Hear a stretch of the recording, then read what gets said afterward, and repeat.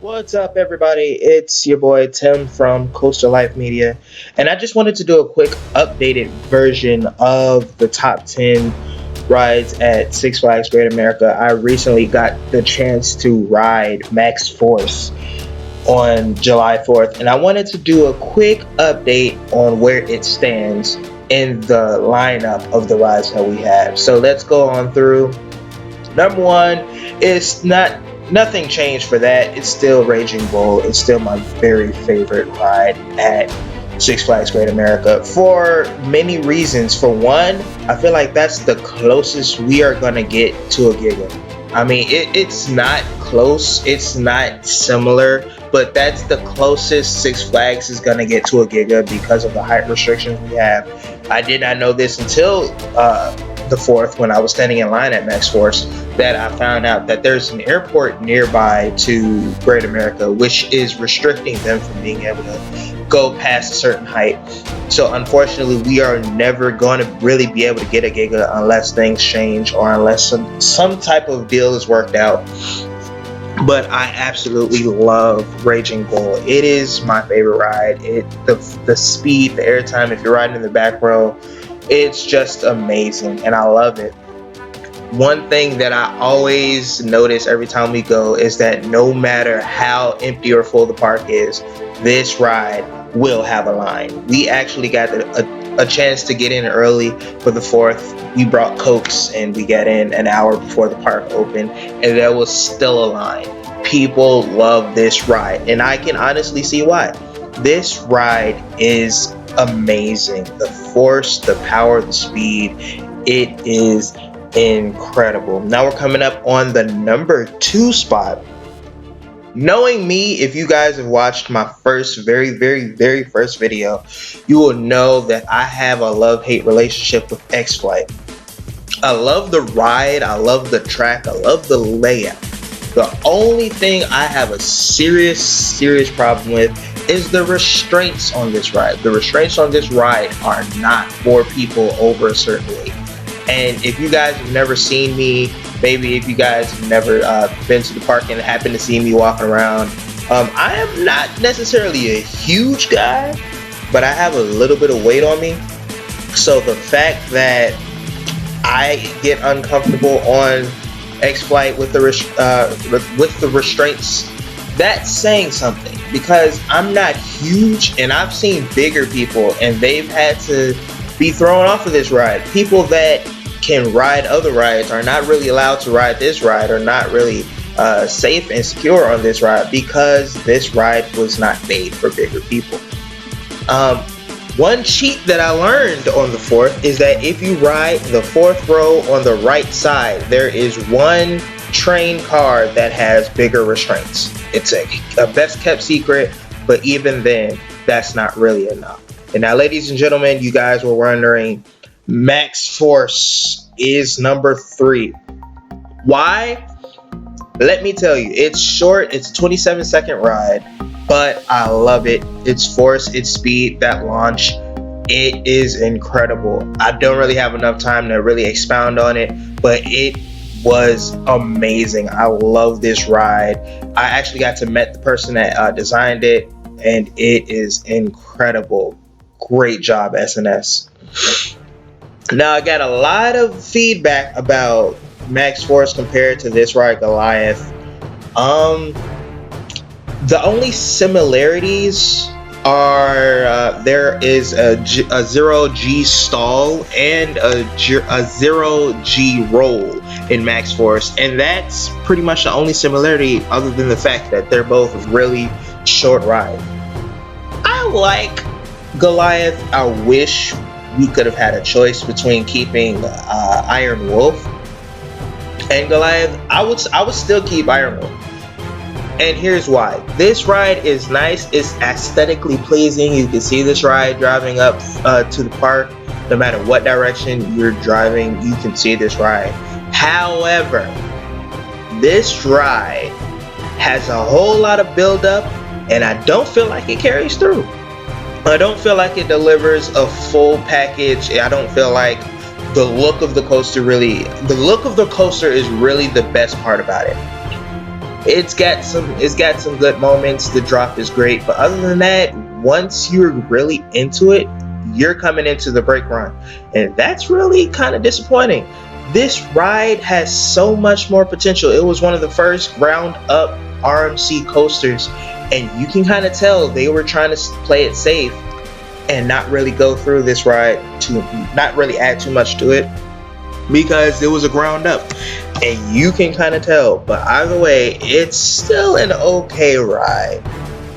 eh, Whatever you want to say about that. Number 5, Superman Ultimate Flight at Six Flags Great America. I love this ride. I love the position. I love flying coasters. Okay, let me just say that. I love flying coasters. I love the fact that you're literally facing the ground. You can feel like you're flying. You can throw your arms up if you can slip through the restraints or whatever you guys got to do. But this ride is amazing. That first drop into the pretzel roll is insane. You don't even get a chance to brace yourself. You're pressed up against onto your back, and it's amazing.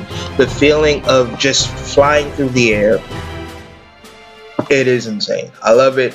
I love this ride. One thing that I don't really like is that the trains are kind of getting a little old. I feel like Great America needs to maybe fix the trains. There's one train, they have 2 trains. One of them, the whole back row is not working. You can't even ride it.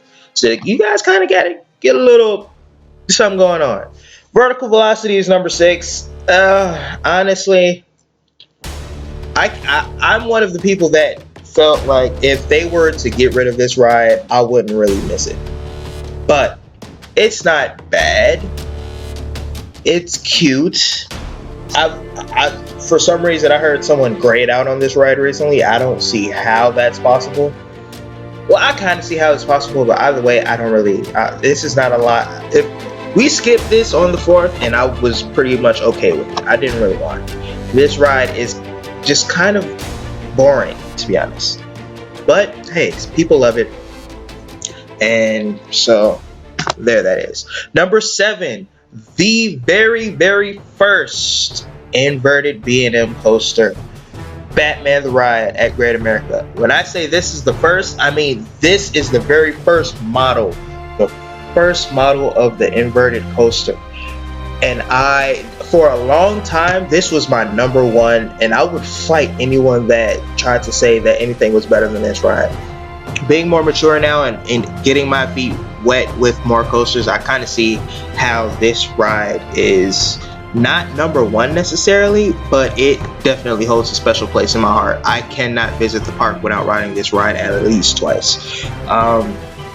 I love it. I recently rode it in the back row just to see what that would be like, and let me tell you, that was an experience on its own. It should be a whole different credit. Number 8, the Viper, a Cyclone model. I'm not gonna say I love this ride. We actually attempted to ride this on the 4th, and right when we were we were the next people in line. They had to shut it down because there was a thunderstorm in the area. But either way, I like this ride. This ride is not the smoothest by far. This is not a smooth ride. The drop, I love it because it's a slight curve down into the first hill or whatever, but it is a pretty standard Cyclone model, so there's not really much I can say about it. I mean, seriously, it's just average, really. You can even see right now going over the hill, you know, you're curving into the drop, and it's kind of a weird feeling. I will say this, it is a weird feeling curving into the first drop. Someone, I don't know what they were smoking when they said this, but they said that this ride reminds them of Goliath. I don't know why, because the only thing that I could see is somewhat the shape, but other than that, nothing about this is anything similar to Goliath. The hills are kind of janky. The turns hurt your side if you got a little meat on you.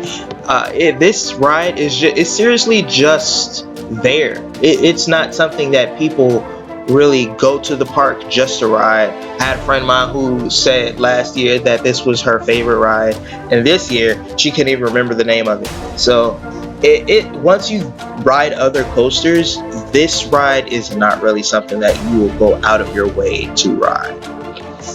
We're coming up on number 9, and I get a lot of flack for number 9. And this is, and I feel this way, and I'm gonna share my feelings with you, and I hope you don't get mad. It's Demon. Demon, I feel like they should get rid of this ride. Demon was nice when they first redid it to make it the Demon before it was the turn of the century or whatever. My mom used to ride this ride all the time when she would come to Great America on school trips, and from what she said, it was not as janky as it is now. However, now this ride is not cute. This ride is not smooth. There is nothing really good about this ride. Even the turn into the corkscrew is painful. I wouldn't feel so bad if they were to remove this and add a new coaster or even a flat ride. I wouldn't care. They need to get rid of this ride. This ride does nothing. Every time you try to get in line to this ride, there is no line. You just walk right on. That's how janky and unwanted this coaster really is. It's cute for the sentimental people that are like, oh, I remember when this ride was here back when I was whatever. But now, sucks. Same thing with number 10, American Eagle. Shout out to Coaster Force for this beautiful POV, by the way. What can I say? American Eagle sucks. And I say that because I am one of the people that feel like if RMC were to take over and redo this ride, it would be amazing. But every time I say that, or every time I let somebody hear me say that, they say, oh, you guys already have Goliath. You guys need to be satisfied with that. Not so. This ride is so janky that I would be willing to pay extra a month for my membership to cover the cost. I don't care. This ride is very, very painful. It's cute. It's nice when you're driving up and you see this ride and you're like, okay, all right, that's American Eagle. But other than that, this ride hurts. Even the lift hill. Please understand me. Even the lift hill, for those of you who have never ridden this ride or an old Intamin would, this ride, everything about it hurts. The drops hurt. The turns hurt. The lift hill. I've never been on a ride where the lift hill hurt, but this ride hurts. Now, I'm gonna go through this POV with you and show you the worst part. And we're coming up on it very quickly. It's this giant, I don't know if you could call this a Rose Bowl or just a turn, or this giant stupid helix. It's painful. It hurts. A lot of the flat rides there at Great America, they say the larger person has to sit on the outside so that you don't crush a smaller person. That's the case with this. If you're large, you're gonna want to sit on the outer layer because it's gonna hurt.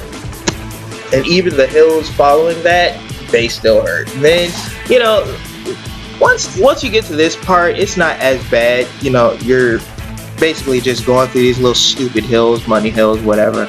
And then you turn, and then in this part, you get accosted by a tree. I'll show you exactly where it is. It is right there, right here. The trees have overgrown since they filmed this video, and now they smack you in the face, and it is no way to avoid it. If you're on the ride, you're gonna get smacked, unless you're an infant, in which case you're too small to get smacked by the tree. Either way, this ride should be either redone, remodeled, or taken down for a new ride.